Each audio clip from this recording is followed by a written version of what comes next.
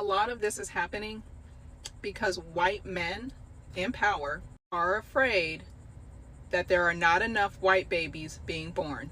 We already saw in the census the white population is decreasing because white women are having brown babies. And not just with black men, with all different races. So they're going to attack interracial marriage. They're also going to attack gay marriage because we don't want those white women to marry women. They're also going to go after no-fault divorce because the white women that are with white men that are trying to leave them, we don't want them to do that either. We also don't want the white women who get pregnant with potential white babies to be able to have an abortion. They don't want white women to potentially go on to have careers, so let's get rid of the cap for student loans so that they get potentially trapped and decide, I'll just go get married and have white babies. Gen Z is also at an alarming rate women leaving the church. And when people leave the church, they typically don't get married at the rate that they would under the patriarchy.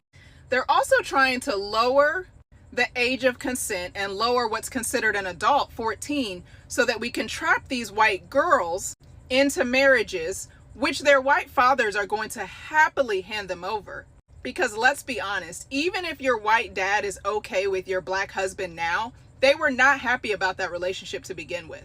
Your white dad would much rather uphold white supremacy and hand you over to a 25-year-old, 40-year-old white man while you're 14, 15, 16-year-old than to have you give birth to brown babies. They've already got 54% of you voting with white supremacy.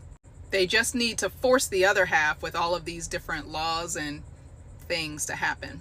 Other races being affected by this is just a byproduct, but really it's to govern white women.